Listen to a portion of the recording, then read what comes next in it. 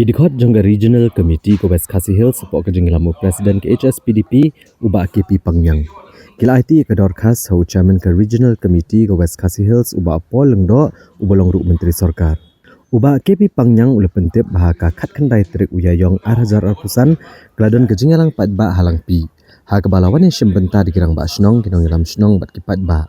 Bat keliatai sani bha halo ke jenglong jengman hakatan namar belas lem pelat ke jengnya penbet puat ba kejela asam ke bobo jeng maru kinong senong hakitan kap puat. Uba KP Pangyang ulong bahagane ke jengnya lang kela syemekarai bandawa na ke sorkar jela ban sedang biang no ke jengnya keren penbet puat bat ke asam. Kamtam ban penbet no ke jeruat jong kalang pi sektor. Dah kebuburan ke history jong ke jaka ke jengdan kita senong ke jengdan uput usam bat banwan ra ke sensyat kadar kabaya jan bat upat ba. Dah kawai ke jengmut kita rai ban ai kan ke jeng tho so chief minister honorable chief minister bat ya I minister ban romba polling do submit bentar chairman juga West Khasi Regional Committee kolong bagian artili gipang ban kong kolong ba hagani ke phase 2 kipai ba jong lampi kebari ka wait se ke sektor ke pinpe ya records ke balong ke ba huri huratam bat ka ba don ka jige ka ba kraus kan ya kunduk kam ka jinjam susilu tikumba lawan chief minister jong ka megalia bat sam han kariti pusa unuwam bar ajar kirawan ban de kunduk ro di chief minister di officer number area bar ba bar ko we kila on sai ba in shim ye ka sinjam second phase na ta ka lampi sector kamlong complicated tindiak tenrei kin shim ka priority te halor ka tu na belen pai ba na thi ki pau isu ka history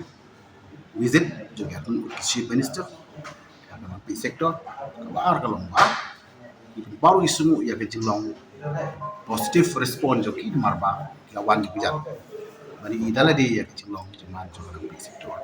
te menda ka si tang ban pen kemau ban speed up ya kene top bat ke tempat asam bat ba ngiwiru ba berat ngut kisi bisa dapat gimana lampi ki don ke jenglong responsive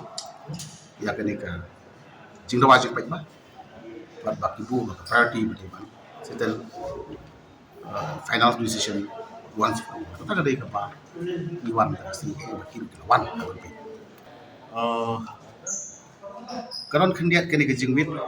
hagini kita yu keladap nomor kadon kene ke panchayat election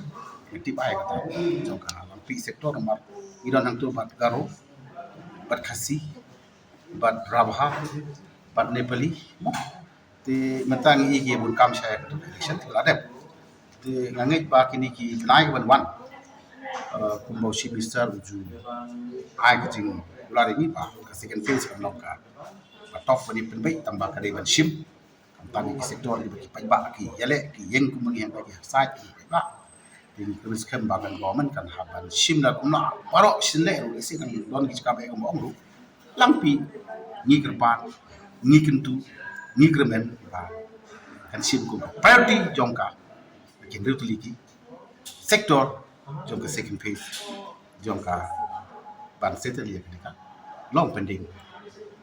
border dispute. Nah, nak kata-kata orang iwan ai ni keciti ba kalampi kan long ka way ka bangi ngi labu haka priority benong ba kan sim kumba ki pai ba ki yaksai ki ele ki atur ki dawa ki yen haka ba ni khun man yo usang